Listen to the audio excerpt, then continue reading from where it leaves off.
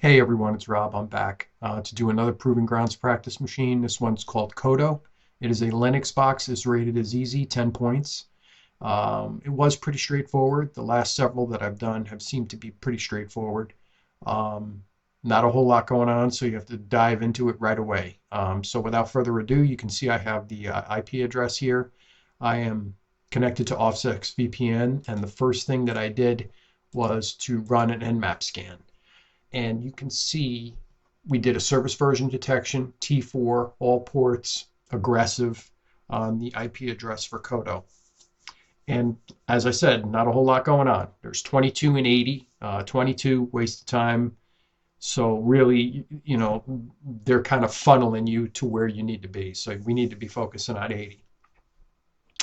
So if we come over here and pop over to 80, we can see it's Codologic Codo form, which I'm not familiar with. But I did say, well, let's look at the login page. Don't know, I don't have an account, so I looked up default credentials, couldn't find any, so I tried admin, and it did work. But to be honest with you, doesn't give you a whole lot. There's almost nothing you can do. These are all bogus links here. You can look at your profile, you can do a bunch of stuff, you can log out.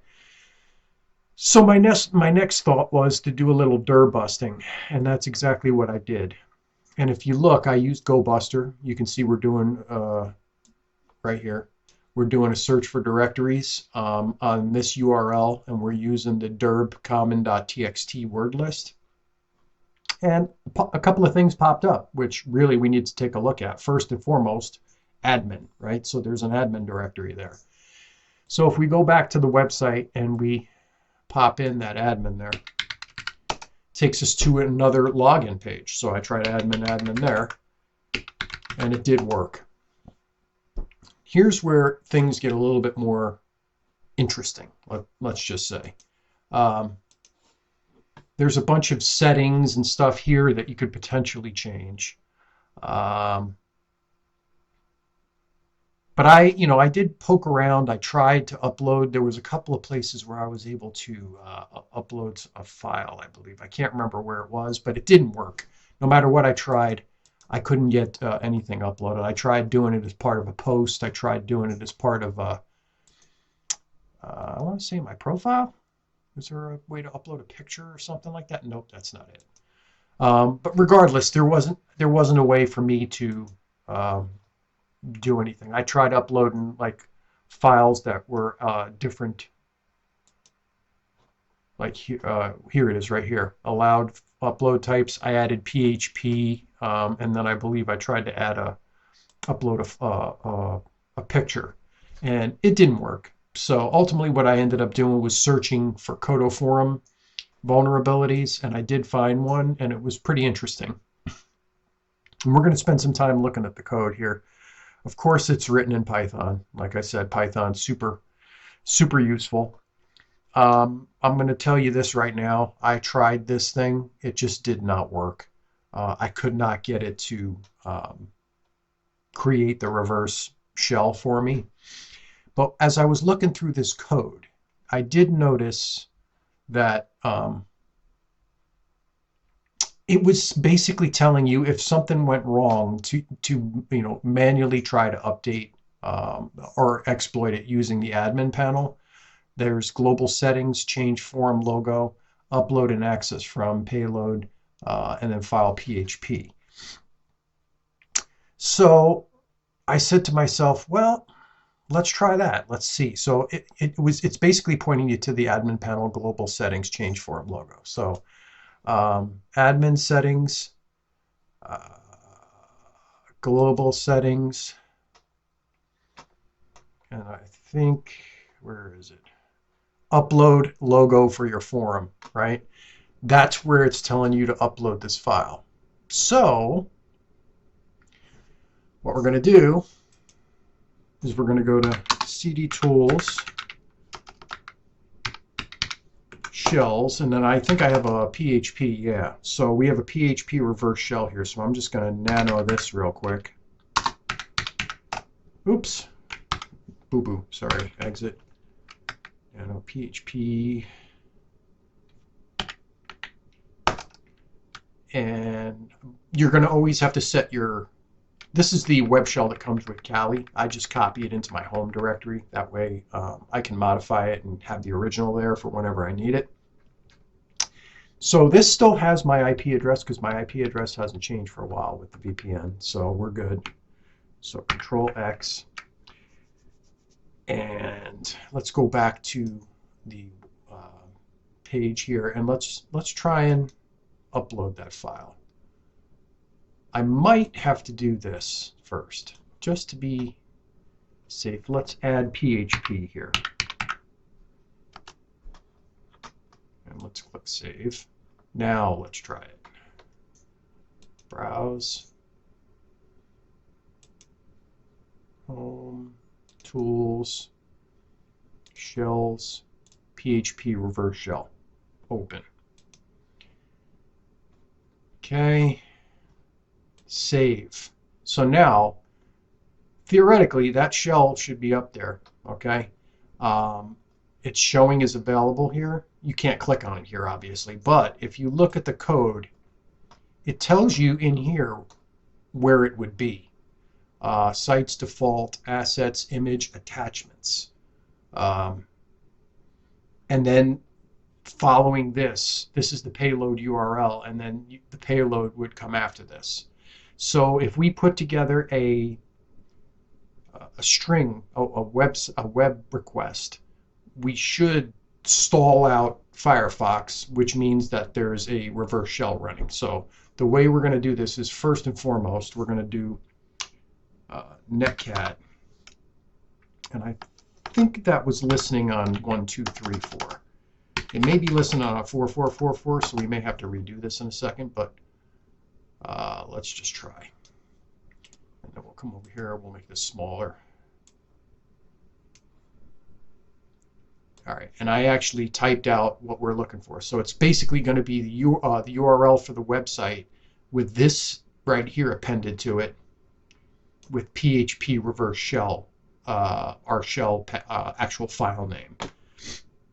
So if I copy this and I come over to a new window, I'm going to paste that in, and you can see we have the URL to the website. And then this right here, from sites to attachments, is where it's telling you to the payload should be.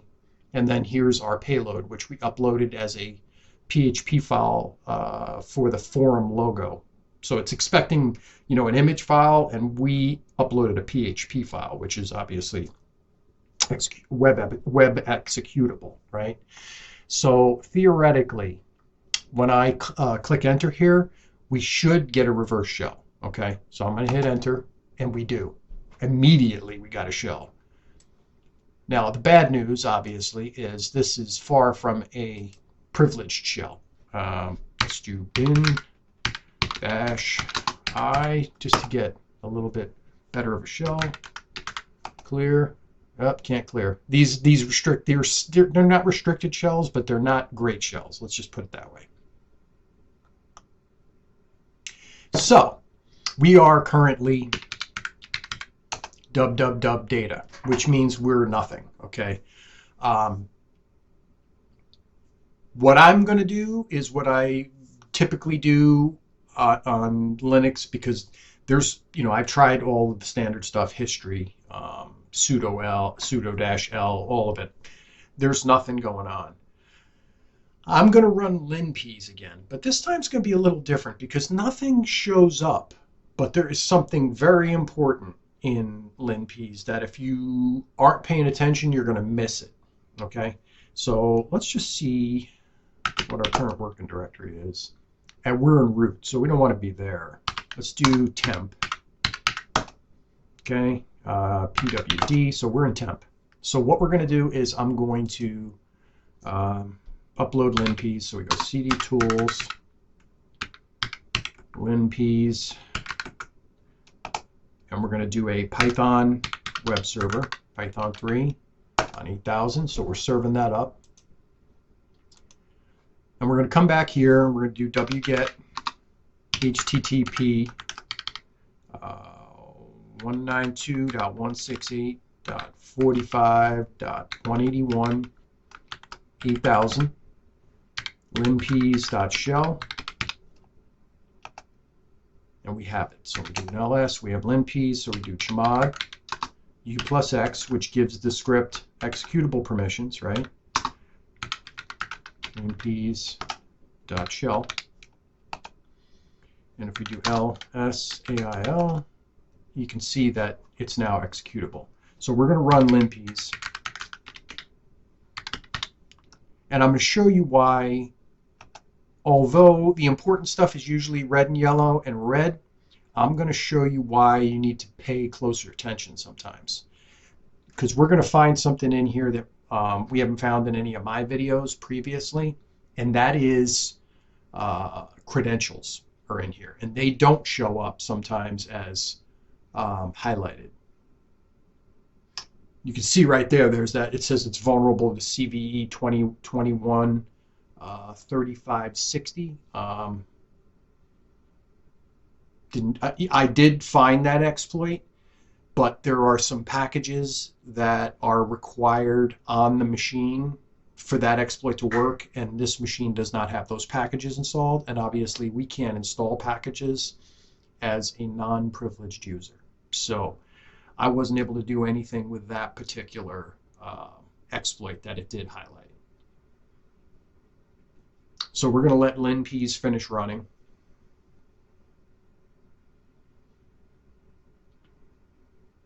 There's a lot going on in this bad boy. Not surprisingly, not a lot to exploit though.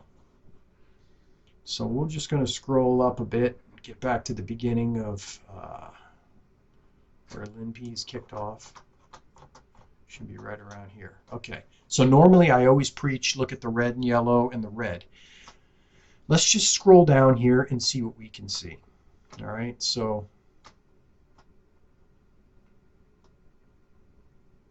we see the CVEs that we could potentially try. I just explained that this CVE would not, it is vulnerable to that CVE, but like I said, there's package dependencies that are not installed, so that CVE was kind of useless to us. So we got the processes.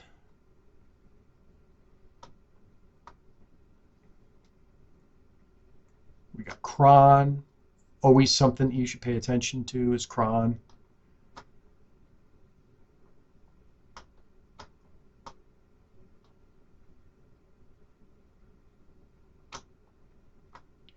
Keep going.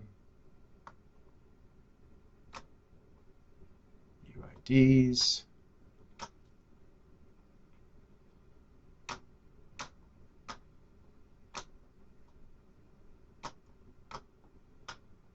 Keep looking.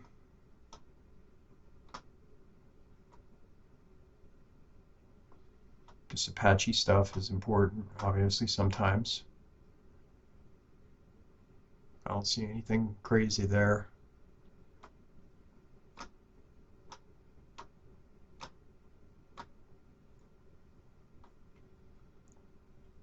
You just got to keep looking, keep looking.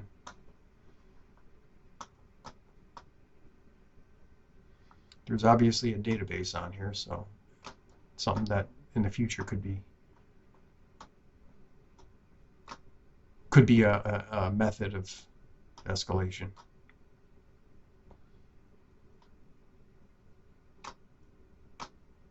Tmux. We're looking.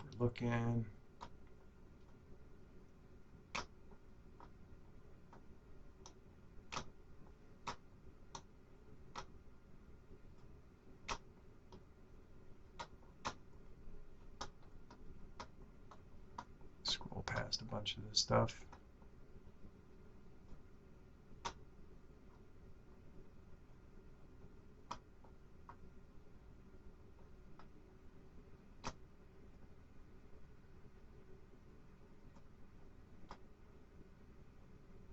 Oh, and here it is.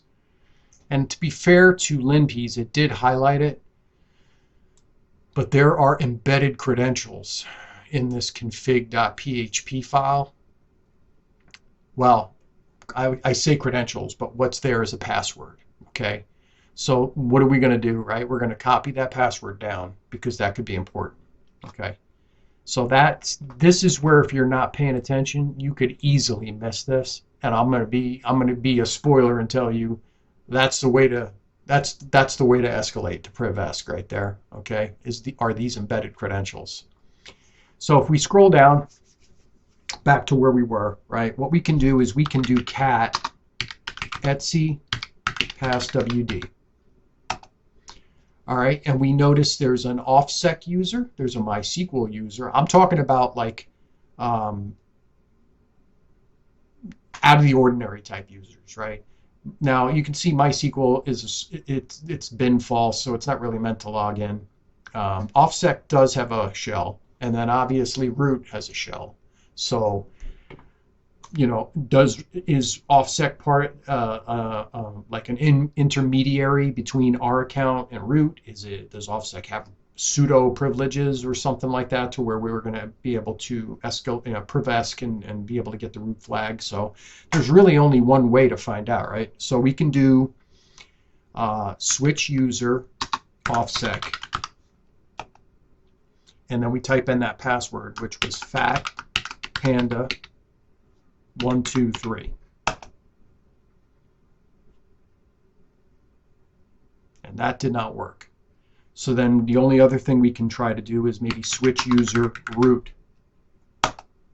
and type that password, which was fat panda 123.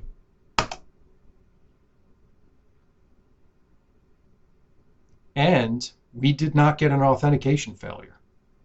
Okay, so let's see what we got here. We are now root. Bin -i, and we are 100% root. So now we can do cd root.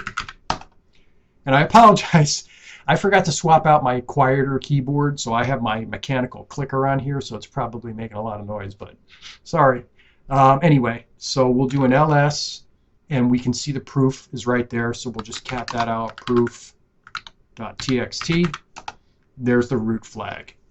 I thought this one was pretty interesting.